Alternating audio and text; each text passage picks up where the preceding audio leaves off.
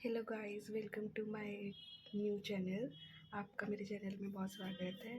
तो जैसे कि ये मेरा फर्स्ट व्लॉग है। मैंने इससे पहले बहुत बार कोशिश की कि मैं व्लॉगिंग स्टार्ट करूं। जैसे मैं बेसिकली अपनी जर्नी दिखाना चाहती थी कि कैंसर में क्या क्या प्रॉब्लम्स मैंने फेस की, but due to some hesitation और यू नो थोड़ा डर कह लो, हेजिटेशन कह लो, या लैक ऑफ कॉन्फिडेंस, मैं नहीं बना पाई। तो मैंने अभी सोचा कि मैं अब स्टार्ट करती हूँ। इसको स्टार्ट करने का बेसिकली यही रीज़न है। Actually before cancer I was working and cancer की वजह से बहुत बड़ा गैप आ गया मेरे करियर में। दैट इज़ द रीज़न अभी कुछ कंपनीज भी मुझे हायर नहीं कर रही है।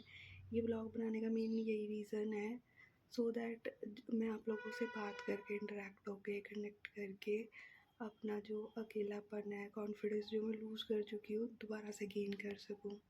तो प्लीज़ बने रहिए मेरी लाइफ में। डेफिनेटली आपको शो करूँगी और मुझे आपके केयर सपोर्ट की बहुत ज़रूरत है। तो अभी जैसे मैं ना हॉस्पिटल पहुँच गई हूँ। आज जैसे सर्जरी की मेजरली 3 टेस्ट करवाने इम्पॉर्टेंट थे। तो अभी जो मैंने लास्ट 2 टेस्ट तो करवा लिए थे, लास्ट वन इज़ पेंडिंग, जो है इको। अभी इको के लिए बैठी हूँ और नंबर की अपनी वेट कर रही हूँ। हॉस्पिटल में आ चुकी हूँ। लेट्स सी क्या होता है आगे। एक्चुअली जब मेरी कीमो लगती थी तब मुझे कुछ हार्ट पल्पिटेशन का इशू आ रहा था। हार्ट बीट सडनली इंक्रीज़ और डिक्रीज़ हो जाती थी। तो डैट इज़ द रीज़न अभी सर्जरी से पहले ना इको का टेस्ट इम्पॉर्टेंट है। तो वेट कर रहे हैं इको की लाइन में। वेटिंग पीरियड चल रहा है अभी, सो दैट जब वो टेस्ट हो तो then anaesthesia department green chit देगा, देन ओनली सर्जरी पॉसिबल हो पाएगी। अभी टाइम लगेगा थोड़ा सा, तो वेट कर रहे हैं। फर्दर अपडेट के लिए बने रहिए। मैं आपको डेफिनेटली बताऊंगी कि सर्जरी कब हुई, कैसे हुई, और जो भी अपडेट रहेगा, तो स्टे ट्यून। हाय गाइस, जैसे कि अभी मैं सारे टेस्ट करवा के हॉस्पिटल से घर आ चुकी हूँ एंड अभी डॉक्टर ने बोला है कि अभी वेट कीजिए, रिपोर्ट अभी पेंडिंग है, सो दैट फर्दर जो है ऑपरेशन की डेट तभी इशू होगी जब सारे रिपोर्ट्स ओके आएंगे। सो अभी वेट कर रहे हैं। मीनवाइल अपने माइंड को डाइवर्ट करने के लिए जैसे कि अभी मैंने खाना बनाया है, so let me show you. तो जैसे अभी मैंने खाना रेडी कर लिया है, ये सब्जी है और फर्दर मैंने किचन पूरी डन कर ली है। अभी लेट्स गो फर्दर। तो सब्जी डन हो गई है। अब इसमें जाएगा थोड़ा सा हरा धनिया और ये गरम मसाला ऐड करें।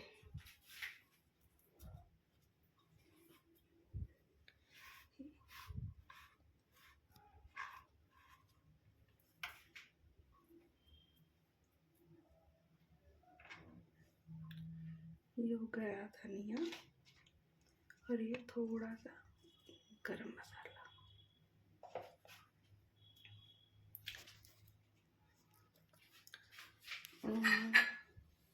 ये हो गया मिक्स मिक्स मिक्स। तो मुझे तो पता भी नहीं था कि मुझे जैसे कि कैंसर है। एक्चुअली मेरे को फर्स्ट टाइम ना कैंसर फाइंड आउट हुआ था इन 2022 और उसके बाद सब कुछ सही चल रहा था और ट्रीटमेंट जो था वो एंड हुआ जब अक्टूबर 2022 में फाइंड आउट हुआ था। और जो ट्रीटमेंट एंड हुआ था वो एंड हुआ था जनवरी 2024। तो सब कुछ सही था, सब कुछ स्कैनिंग वगैरह सब कुछ, ब्लड टेस्ट जो भी टेस्ट होते हैं सब कुछ ओके आए थे। उसके बाद मैंने एक अनदर सर्जरी के लिए सोचा क्योंकि सारी कुछ चीज़ें ठीक थी। वो सर्जरी थोड़ी प्राइवेट है, मैं आपको जैसे बता नहीं सकती। वो भी मैंने सेम ही हॉस्पिटल में ऑप्ट करी थी। सारा कुछ सही था और जैसे सर्जरी के स्टिचेस ओपन हो रहे थे तो मुझे ना नेक में फाइंड आउट थोड़ा सा ना यहाँ पे हार्ड फील हुआ, जैसे कुछ लम्प जैसा। तो मैंने उसको टेस्टिंग के लिए डॉक्टर को बोला कि डॉक्टर मेरे को ना ये सर्जरी तो ठीक हुई है बट वो सर्जरी थी बेसिकली प्लास्टिक सर्जरी। तो सर्जरी ठीक हुई है। मैंने कहा यहाँ पे ना बट मुझे कुछ फ़ील हो रहा है, तो डॉक्टर कहते नहीं आपकी अभी एक्चुअली सर्जरी हुई है, तो आपको ना वहम है, ऐसा कुछ नहीं है। तो जब मैंने बोला एक बार चलो वहम ही निकाल लेते हैं और स्कैनिंग कर लेते हैं। जब स्कैनिंग करी उसमें से फाइंड आउट हुआ कि मुझे कैंसर है और लास्ट स्टेज का कैंसर है। तो फिर जैसे मेरे फैमिली मेम्बर्स हैं उन्होंने बोला कि अब इस हॉस्पिटल से जैसे विश्वास सा उड़ जाता है, क्योंकि थोड़ी सी लापरवाही जैसे बरती गई थी कि स्कैनिंग नहीं की गई थी और प्लास्टिक सर्जरी के लिए फर्दर मूव कर दिया था मुझे। तो मेरा भाई कहता कि नहीं अब हम एम्स में ट्राई करेंगे और एम्स में आपका चेकअप कराते, बट एम्स में गए उन्होंने भी बोला आपका केस बहुत ख़राब है और हम इतना ज़्यादा वर्स्ट केस, क्योंकि ऑलरेडी कहीं पे चल रहा है आपका ट्रीटमेंट, मैं उस हॉस्पिटल का नाम नहीं लूँगी कि मेरा कहाँ पे ट्रीटमेंट चल रहा है, तो उन्होंने बोला कि आप वहीं से प्रोसेस करें, हम तो आपका केस नहीं ले पाएंगे। फिर हमने सेकंड ओपिनियन के लिए जो था वो ट्राई किया पीजीआई, चंडीगढ़ पीजीआई में। तो उन्होंने भी बोला कि देखिए आपका केस काफ़ी ज़्यादा ख़राब हो चुका है, बॉडी में काफ़ी ज़्यादा एक्सपैंड हो चुका है ड्यू टू लास्ट स्टेज, और इसका कुछ है नहीं। थोड़ा जो कीमो है, रेडिएशन है, उससे जो हम आगे आपकी लाइफ दे पाएंगे, एक्सटेंड कर पाएंगे बेसिकली, वही है, बट लाइफ की कोई गारंटी नहीं है। फिर मैं बैक टू बेसिक्स, मैं अपने पुराने हॉस्पिटल में दोबारा गई विद द होप कि सब कुछ सही हो जाएगा। होप रखी, कीमो स्टार्ट हुई, डॉक्टर ने बोला कि 6 कीमो के सर्कल होंगे, बट गारंटी हम भी नहीं देते हैं, आपकी इच्छा है कि आपने ट्रीटमेंट प्रोसेस करवाना है कि नहीं करवाना, क्योंकि कीमो का ऐसा होता है कि कई पेशेंट पे असर करती है, कईयों पे नहीं करती। एंड ये रीज़न था बेसिकली डॉक्टर का बोलने का। तो उस समय मेरे को लगा कि नहीं यार, मुझे अपनी फैमिली के लिए स्ट्रॉन्ग होना पड़ेगा और कीमो करवानी पड़ेगी। कीमो के 6 सर्कल्स बोले थे, तो मैंने 6 करवाए। 6 सर्कल्स ट्रस्ट में गाइस बहुत बहुत बहुत हार्ड थे, बट स्टिल मैंने वो कंप्लीट करे। एंड देन पेट स्कैन हुआ 6 कीमो के बाद, कि चेक करते हैं। पेट स्कैन में बेसिकली फुल बॉडी की स्कैनिंग होती है, उसमें चेक किया जाता है कि हाँ अब कैंसर जो है कितना पेंडिंग है बॉडी में, या कीमो ने असर किया नहीं किया, कैंसर कहीं बढ़ तो नहीं गया, कितना कम हुआ, XYZ। तो ठीक है, प्रभु का नाम लेके मैंने पेट स्कैनिंग के लिए फर्दर गई, और मैं पेट स्कैन करवा के आ ही रही थी, मिड बीच रास्ते में मेरी रिपोर्ट आ गई, but due to some network issue वो ओपन नहीं हो पा रही थी। मैं घर आई, मैंने किसी को बताया नहीं कि मेरी रिपोर्ट आ चुकी है, क्योंकि वो ओपन नहीं हो रही थी, तो घर वालों को स्ट्रेस क्यों देना। पहले मैंने रिपोर्ट अपनी ओपन की, डाउनलोड करी, रिपोर्ट अपनी कम्प्लीटली पढ़ी। देख मैं 2022 से इन चीज़ों को फेस करती आ रही हूँ, रिपोर्ट्स पढ़ना कोई मेरे लिए वो बड़ी बात नहीं है, मैंने पढ़ ली थी, फाइंड आउट कर लिया था। एक्चुअली जब मुझे पहले भी मेरा पेट स्कैन हुआ था उसमें भी मैंने पता कर लिया था, पढ़ लिया था कि हाँ भाई कैंसर है और इस स्टेज का है, बट मेरे घर वाले कहते हैं कि नहीं नहीं एक बार डॉक्टर को दिखाएंगे, डॉक्टर बोलेंगे तो भी कंफर्म होगा, अपने दिमाग पे टेंशन ना ले। फिर जैसे ये रिपोर्ट आई 6 कीमोस के बाद, तो मैंने देखा कि उसमें क्लियरली लिखा था कि कीमो को बहुत अच्छा रिस्पॉन्स आया है by God grace, and cancer सारा डिसअपियर हो चुका है।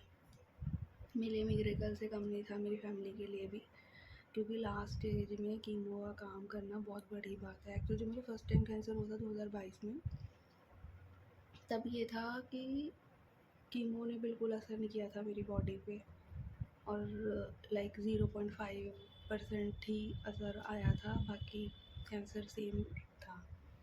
तो इस बार भी टू बी ऑनेस्ट के कीमो से हमें ज़्यादा उम्मीद नहीं थी, क्योंकि इस बार तो लास्ट स्टेज थी, बट स्टिल चलो,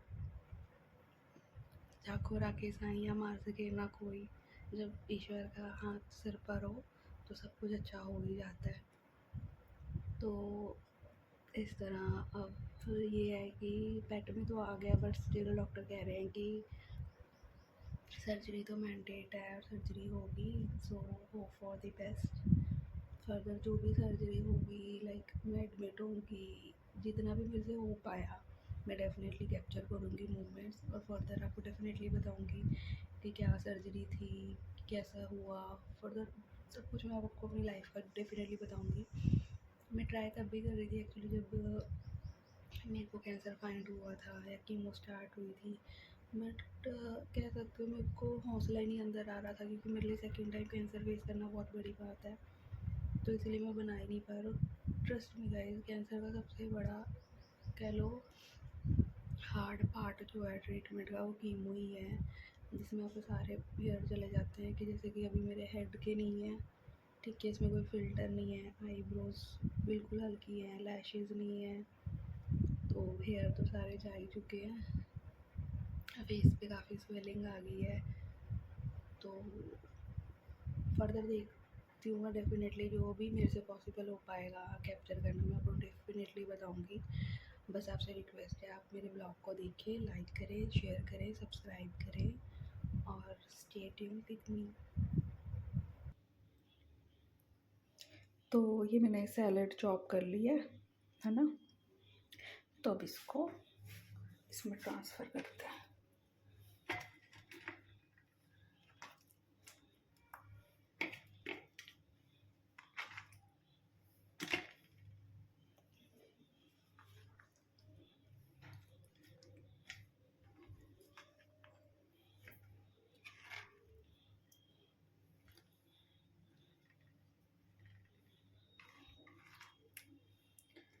बस गाइस, ये मैं इतना ज़्यादा डेकोरेट नहीं करती, इतना क्या डेकोरेट करना, बट हाँ सैलेड ज़रूर ऐड होना चाहिए हमारी डाइट में। अब मैं इसमें थोड़ा सा जो है चाट मसाला ऐड करूँगी, है ना,